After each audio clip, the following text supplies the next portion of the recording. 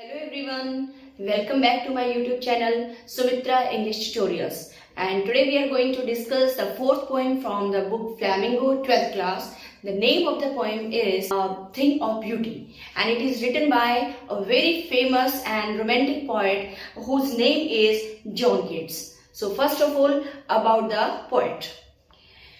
John Keats, he was born in 1795 and died in 1821. Was a British romantic poet. Romantic का जो meaning है यहाँ पे कोई लव या उससे नहीं है. रोमांटिक पोएट वो होते हैं जो नेचर लवर होते हैं. All the nature lover they are called the romantic poet. Although trained to be a surgeon, वैसे जॉन कीट्स जो थे वो एक सर्जन थे, एक डॉक्टर थे. Keats decided to devote himself wholly to poetry. लेकिन later on he came to know that he is misfit in this surgeon as a surgeon, and he wanted to write something. और poetry की तरफ उनकी inclination हुआ और उन्होंने अपनी job को छोड़ दिया and he became a famous poet. So his Keats' secret, his power to sway and delight the readers, lies primarily in his gift for perceiving the world and living his moods and aspirations in terms of language.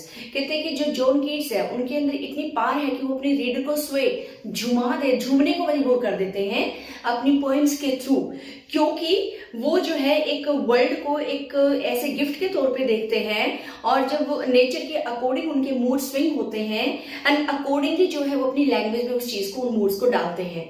तो एक तरह से वो हमें real world के साथ, nature के साथ आत्मसात कराते हैं. The following is an excerpt from his poem Endymion.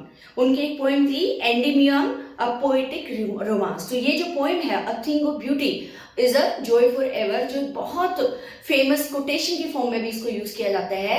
Actually this has been taken from the Endymion, a poetic romance, जो कि उनकी बहुत बड़ी पोएम थी, उसमें से इसको लिया गया है.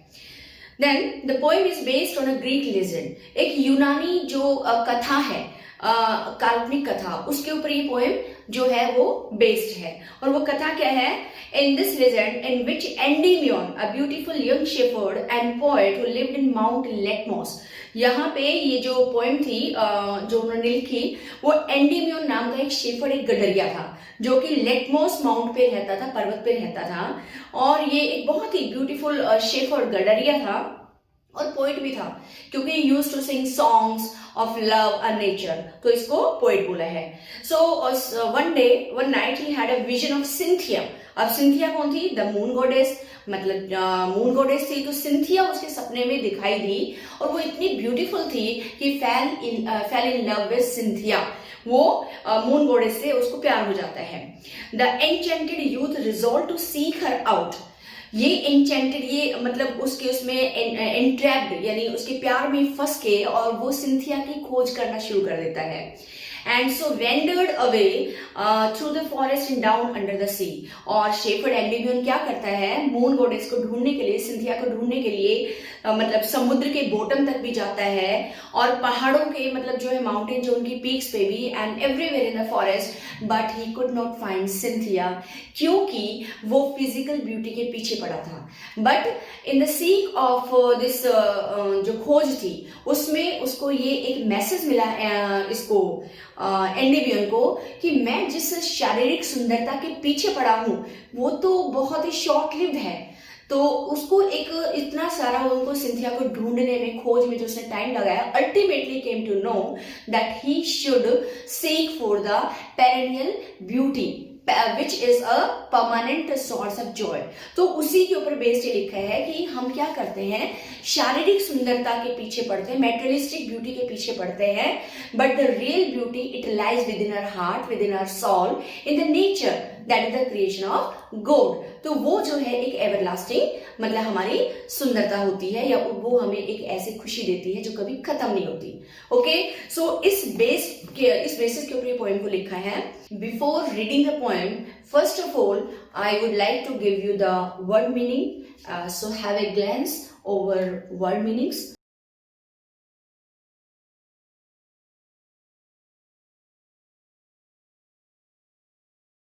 Before you read, what pleasure does a beautiful thing give us? कौन सी खुशी एक सुंदर वस्तु हमें देती है? Are beautiful things worth treasuring? क्या सुंदर चीजों को हमें ट्रेजर की तरह, खजाने की तरह कलेक्ट करना चाहिए? So let's start the poem and find out whether we should do so or not. A thing of beauty is a joy forever. Its loveliness increases. It will never pass into nothingness, but will keep a bar quiet for us, and a sleep full of sweet dreams, and health and quiet breathe. So, in the very first stanza, the poet John Keats is giving us the definition of a real beautiful thing. एक असली सुंदर वस्तु क्या होती है वो बताते हैं. A thing of beauty is a joy forever. Joy means it's a happiness. Forever, that is perennial joy, सदाबहार, everlasting one. तो एक सुंदर वस्तु जो होती है वो हमेशा हमें मीन्स एक इंजॉय देती है, जॉय कराती है, हैप्पीनेस देती है. It's loveliness increases. लवलीनेस का मीनिंग है beauty. The beauty of the beautiful thing, it keeps multiply. It keeps increasing. ये बढ़ती जाती है with the passage of time. It never diminishes. ये कभी खत्म नहीं होती है. बल्कि होता क्या है, अगर हमने कोई मेटेरियलिस्टिक चीज खरीदी, जैसे स्टूडेंट्स को बाइक्स पसंद है, ऐसे ही गर्ल्स को भी कोई साइकिल या जो भी मोबाइल फोन है, हम उसको लेते हैं तो 1 or 2 days we are very happy. लेकिन with the passage of time उस चीज की वैल्यू कम हो जाती है, तो वो ब्यूटीफुल थिंग्स में काउंट नहीं होती है. क्यों? क्योंकि ये बता रहे हैं कि thing of beauty is Joy for ever. It's loveliness increases. इसकी सुंदरता तो with the passage of time keeps increasing. जबकि जो मेटेरियलिस्टिक चीजें हम खरीदते हैं उनकी वैल्यू टाइम के साथ साथ कम हो जाती है, और एक दिन ऐसा आता है हम उस चीज को फेंक देते हैं. ठीक है. तो it will never pass into nothingness. It यानी the beauty of the beautiful thing, it never pass into, it never goes worthless, it never goes meaningless. It is means a nothingness. ये कभी भी व्यर्थ नहीं जाती. इसकी सुंदरता, इससे जो मिलती है हमें खुशी, वो कभी भी बेकार नहीं जाती.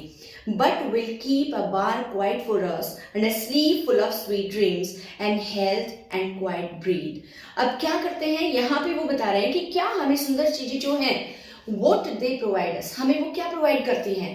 तो वो उसको रिजेंबल किया एक बार. क्वाइट बार होता है shady place under a tree.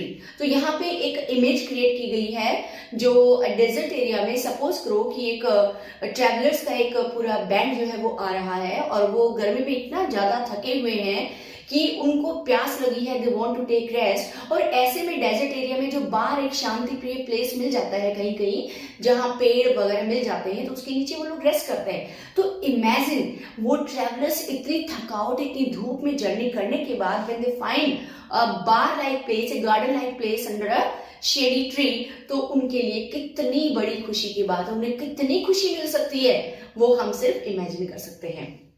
तो कहते हैं but will keep a bar quiet for us. Quite means peaceful. जो सुंदर चीज है, रियल सुंदर चीज है, वो हमारे लिए एक बार लाइक क्वाइट प्लेस क्रिएट करती है. Means it's a place in our life just like a bar which always give us calmness. एक तरह से ये हमें शांति देती है. And sleep full of sweet dreams. और जब हम ऐसे शेडी प्लेस के अंदर या वहां पे जब हम रेस्ट करते हैं, at the time we go into sound sleep. गहरी नींद में हम सो जाते हैं. And when we go into sound sleep, definitely our health जो है it also be very good. हमारी हेल्थ भी बहुत अच्छी होती है, mental health as well as physical health.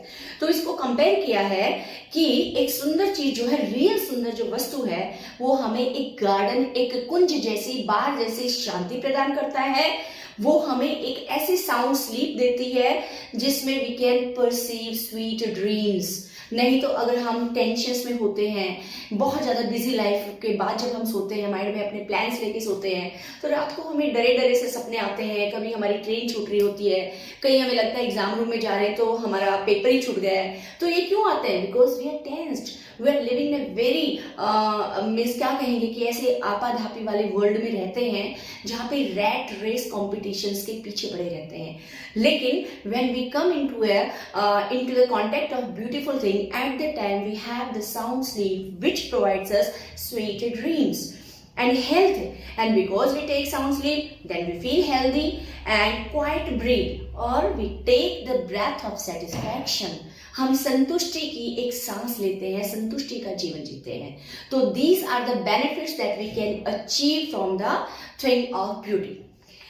Therefore, on every morrow are we reading a flowery band to bind us to the earth.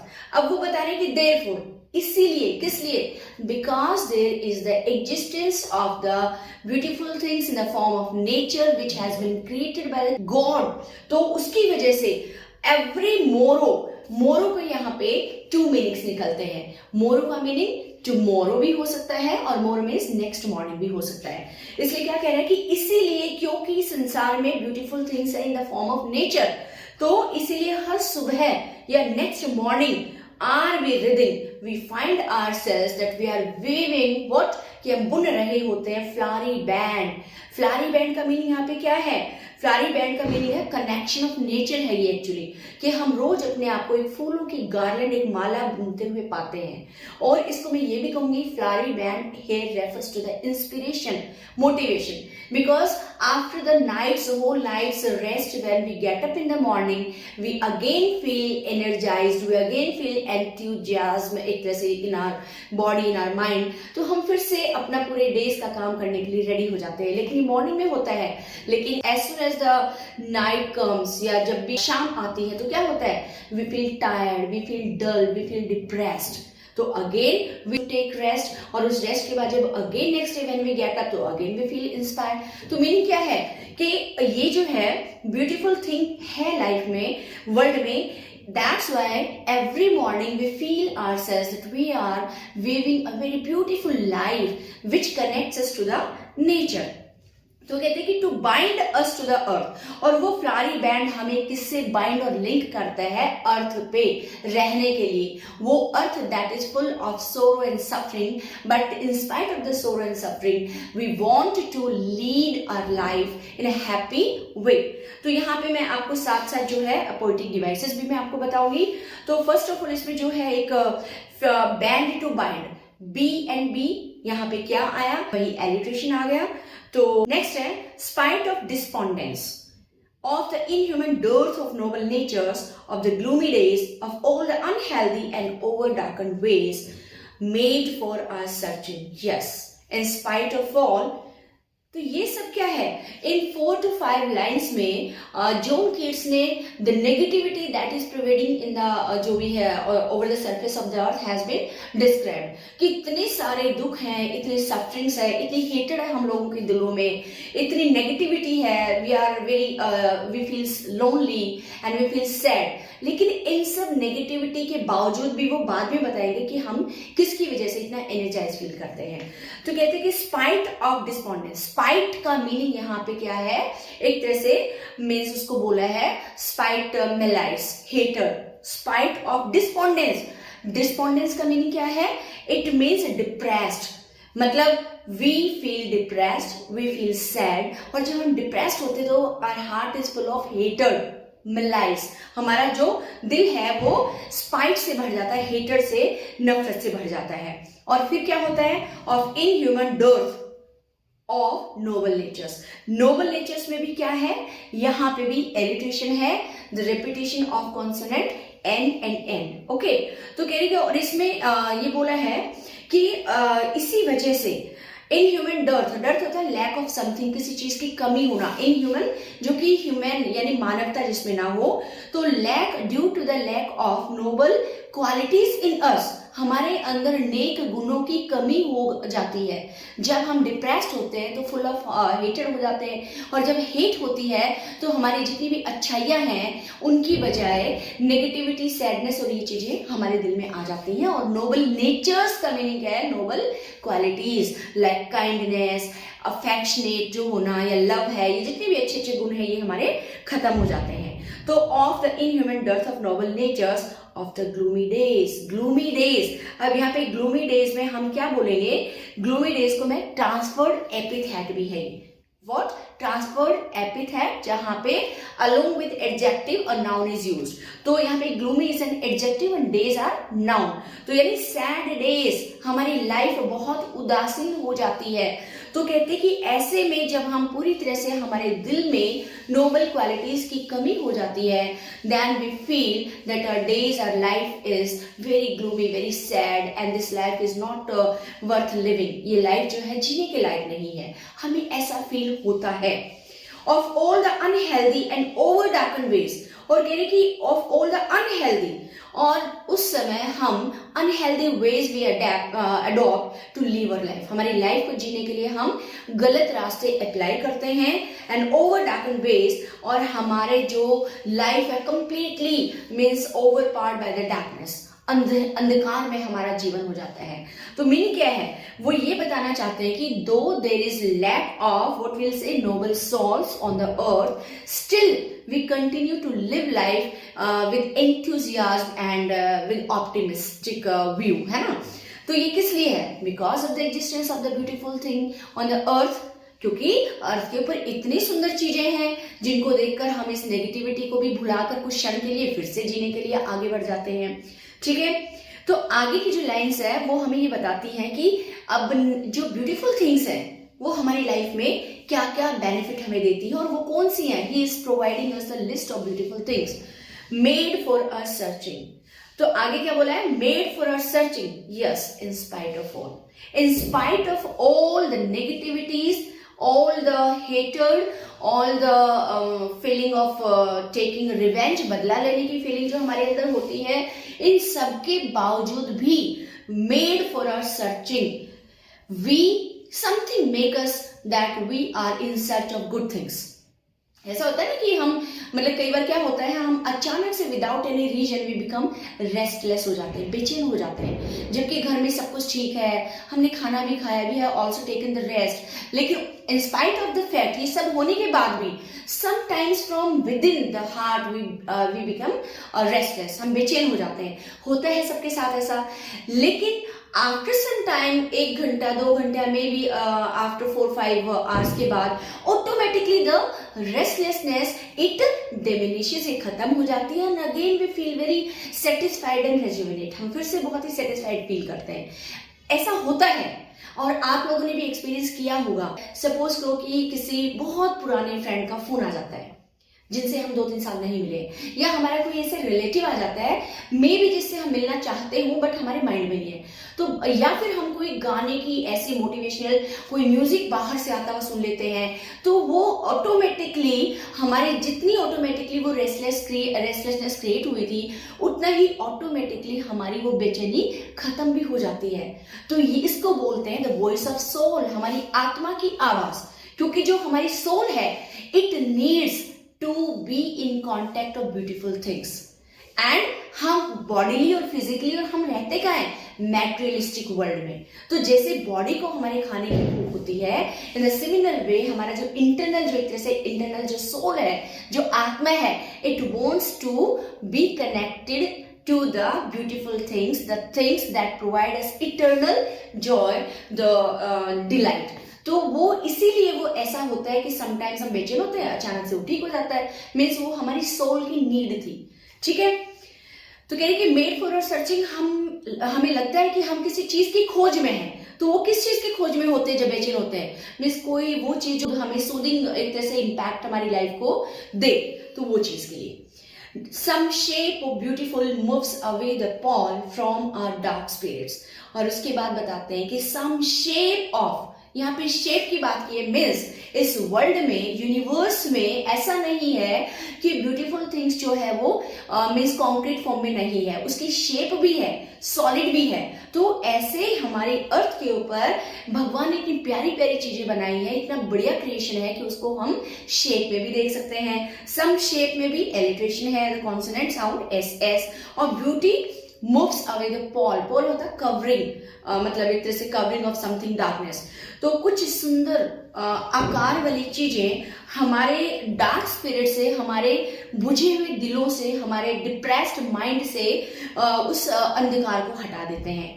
Such the sun, the moon, trees old and young sprouting a shady boon even for simple sheep. अब देखो क्या बोला, वो solid चीज क्या है, we can see the sun, sun is symbolic of energy. तो sun है, मून है, इनकी शेप है, इनको हम अपनी आंखों से, फिजिकल आंखों से देख सकते हैं। तो ये जो थिंग्स है, these all the things are counted under the list of beautiful things. क्या हम हर रोज सुबह सूरज को देख के थक जाते हैं, बोर होते हैं? नो, 4-5 दिन अगर सर्दियों में सूरज ना निकले देन भी एक तरह से बिकम बोर्ड, बट डेली सन को देखकर, सन राइजिंग और सन सेटिंग को देखकर वी नेवर गेट बोर्ड। इसी तरह से हम मून को आकाश में रात को देखते तो वी फील कामनेस, हमें बहुत शांति मिलती है। तो और ऐसे ही trees, whether they are old और द यंग सैपलिंग, चाहे वो पुराने पेड़ हों या नए पौधे हों, they always provide us the everlasting joy. We can never get bored on having a look on them. उनको देखकर हम कभी भी बोर नहीं होते। तो ये चीजें बता रहे हैं वो, जिनको हम अपनी आईज से देख सकते हैं, प्लांट्स जिनको हम टच कर सकते हैं, जिनको हम खाते भी हैं, इनके फ्रूट्स। तो ये चीजें क्या है?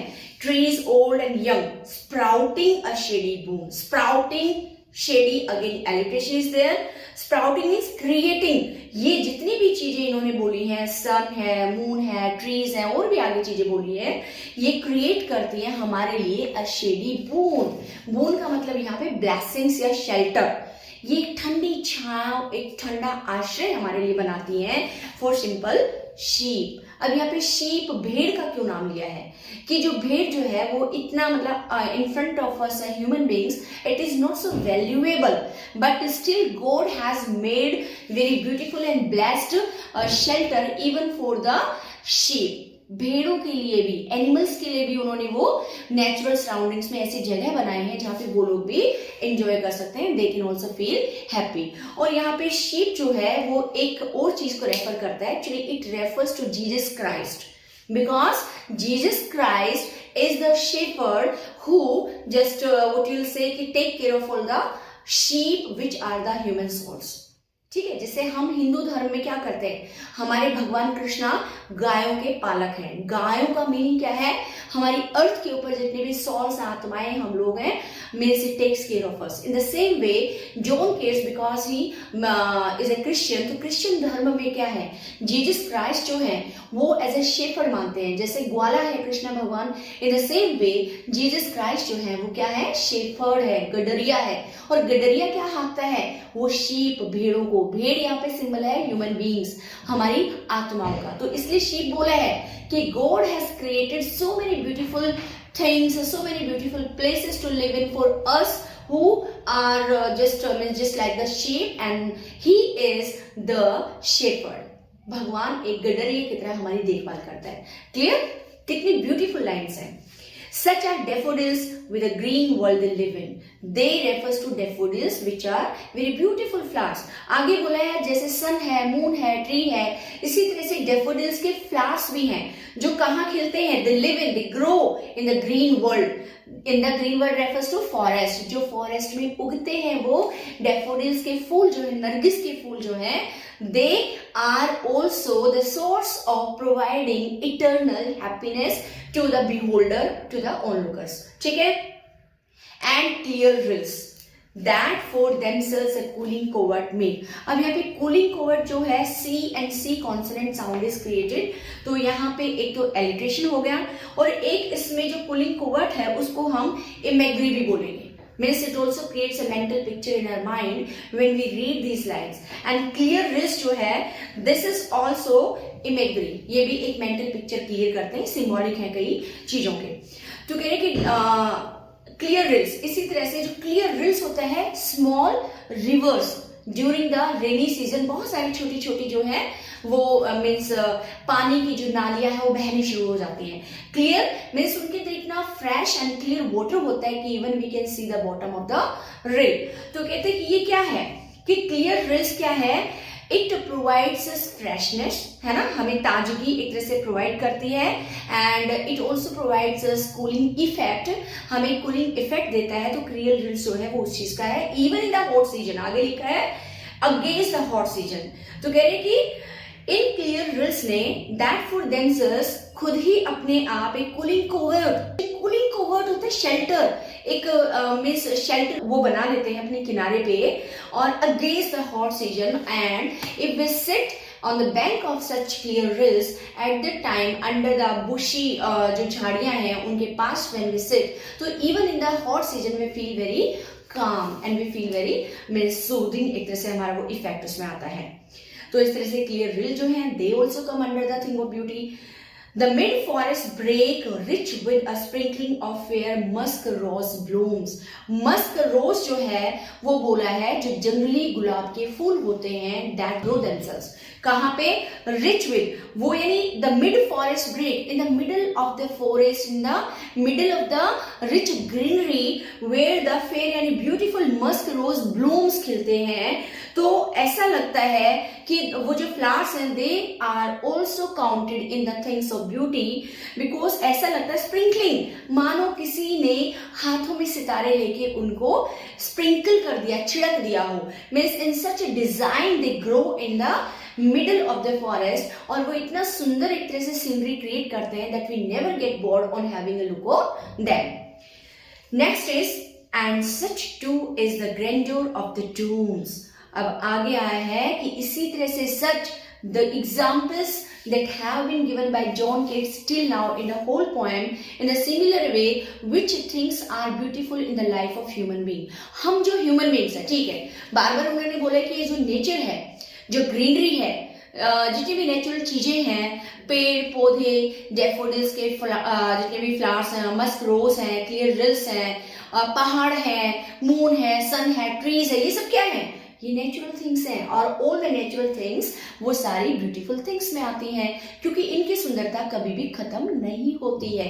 ठीक है, for ages they have been providing us the means everlasting impact of happiness.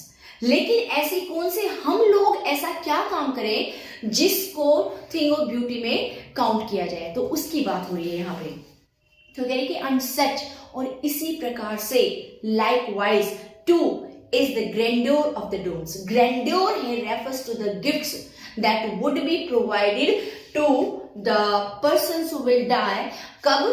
On the of the dooms. यहाँ पे dooms जो है ना वो उसका वैसे तो मीनिंग होता है डिस्ट्रक्शन, विनाश, लेकिन डूम्स डे माना जाता है. क्रिश्चियन धर्म में dooms day is the day of judgement भी बोला जाता है, न्याय का दिन.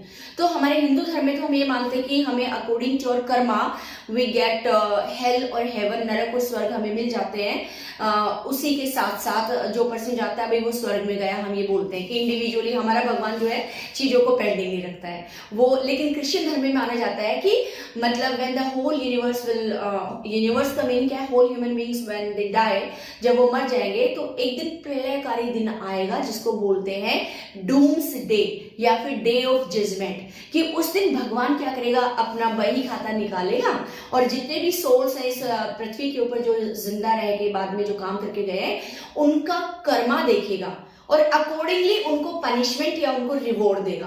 तो यहाँ पे रिवॉर्ड के लिए बात आई है कि उनको ग्रैंडोर यानी गिफ्ट वुड बी प्रोवाइडेड. किस दिन? On the day of judgement, on the dooms day, उस विनाशकारी दिन जब सब लोग खत्म हो जाएंगे तो उस दिन भगवान जो है वो उनके जो भगवान है उन लोगों को सजा या रिवॉर्ड देंगे. तो क्या we have imagine for the mighty dad. अब माइटी डैड वाली ये जो लाइन है इसमें ऑक्सीमोरोन या हाइपरबोल बोलेंगे हम. ऑक्सीमोरोन या हाइपरबोल अतिशयोक्ति अलंकार है. ठीक है, तो क्या बोला है कि वी हैव इमेजिन्ड, वो ग्रैंड्योर, वो गिफ्ट जो हमने इमेजिनेशन में किया हुआ है, सोचा हुआ है, for the mighty dad. Mighty होता है पावरफुल, डैड हमारे जो फोर फादर्स हैं, जो पूर्वज हैं, जो मर गए हैं. तो हमारे जो ब्रेव जो फोर फादर्स थे वो जो अच्छे काम करके मर गए हैं उनके लिए हम ये इमेजिन करते हैं कि डूम्स डे पे उनको रिवॉर्ड मिलेगा, ग्रैंड्योर मिलेगा. ठीक है, उनको शान शौकत भगवान देगा. तो हमने इमेजिनेशन किया because we don't have any real experience about this one, but according to our scriptures, हमारे जो धार्मिक ग्रंथ है, हम ये चीजें मानते हैं. तो माइटी डैड यहाँ ऐसा नहीं कि हमारे फोर फादर्स से, इनमें ब्रेव सोल्जर्स भी आते हैं who sacrifice their life for the sake of humanity, अपने देश के लिए जो कुर्बान हो जाते हैं वो भी इसमें आते हैं. तो क्या हम ऐसे ब्रेव सोल्जर्स की, ब्रेव हमारे माइटी जो डैड्स हैं उनकी कहानियां सुन के बोर होते हैं? No, we never get bored, we get motivation from them. We also want to, after listening to their stories, also want to lead such brave life. हम भी वैसा ही करना चाहते हैं. तो ये जो ब्रेव जो लाइफ उन्होंने जी, अपनी लाइफ जो उन्होंने देश के लिए कुर्बान की, ये हमारे ब्यूटीफुल कर्मों में काउंटेड होते हैं और इनको ब्यूटीफुल थिंग्स में काउंट किया गया है. ठीक है, आगे all lovely tales that we have heard or read. तो ऐसी लवली टेल्स भी, टेल्स यानी स्टोरीज, सुंदर जो कहानियां हैं जिनको या तो हमने खुद पढ़ा है बुक्स में से या हमने सुनी है, हमारे ग्रैंड पेरेंट्स से सुनी है। दादा दादी कहानियां सुनाते हैं परियों की, लेकिन उन हर एक कहानी में कोई मैसेज होता है।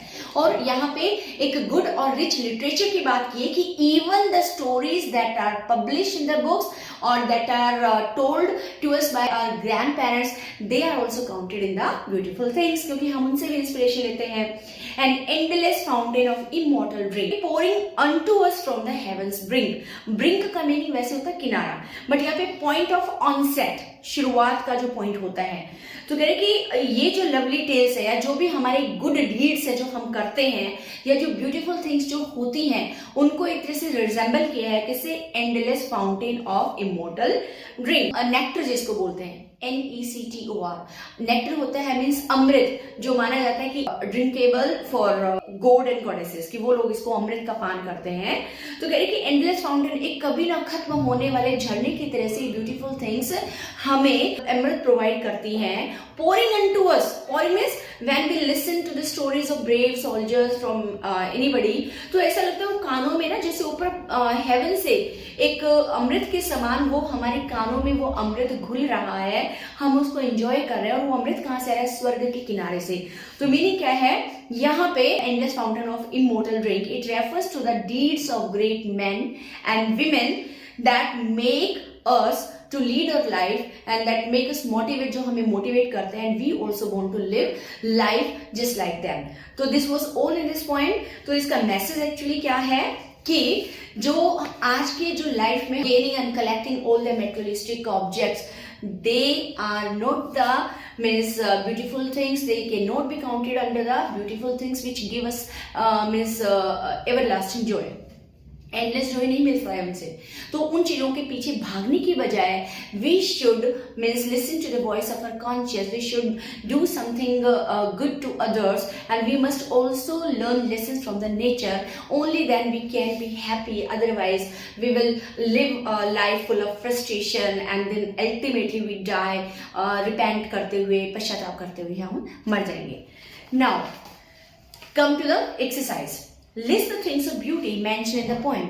इस पोएम में जो सुंदर वस्तुओं की जो लिस्ट बनाएगी उनके बारे में बताओ। तो लिस्ट दी है हमें, the list refers to the sun, the moon, the trees whether they are young और old, daffodils and fair musk rose and clear rills, and in the same way the deeds of our mighty dad and the beautiful literature. Okay, now list the things that cause suffering and pain.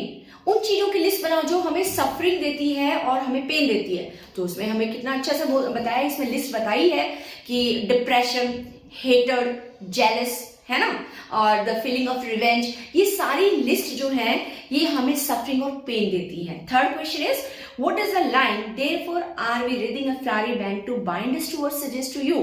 ये जो line है ये हमें क्या संकेत देती है, क्या बताती है।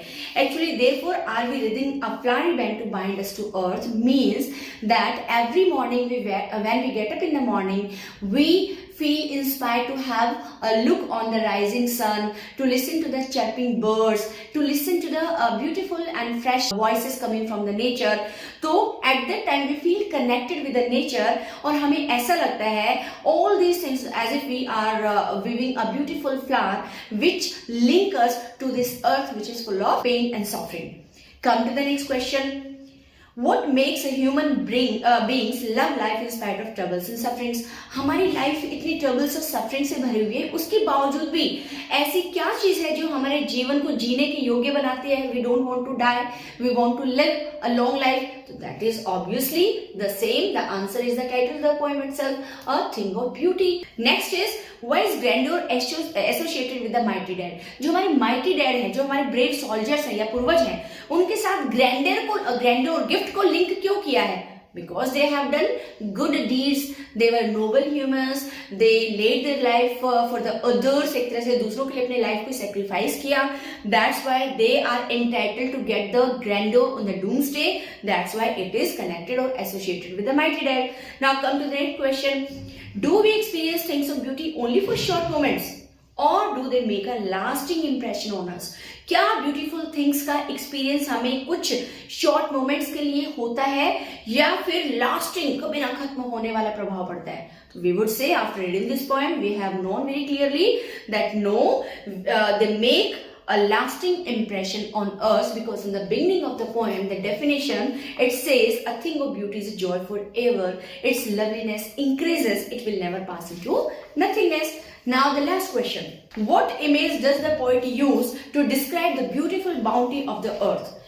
पोइट ने कौन सी इमेज को यूज किया है ब्यूटीफुल बाउंटी ऑफ द अर्थ को दिखाने के लिए? तो उन्होंने यहाँ पे एक्चुअली क्या है मीन्स ये जो क्लियर रिल्स और ये सारी चीजें जो है ये बताई है, ये बताता है कि वाकई में क्या है ये this earth is full of beautiful bounty which provides us means everlasting joy. Now इसमें देखो, notice the consistency in rhyme scheme and line length. Lines की लेंथ को देखो, राइम स्कीम को देखो. Also notice the balance in each sentence of the poem as in कौन कौन से लाइन्स में? Of noble natures of the gloomy days, of all the unhealthy and over darkened ways, made for us searching, yes, in spite of all. So this was all in this beautiful poem. This is my favorite poem and I think now it will also be favorite poem of yours. Thank you. Have a nice day.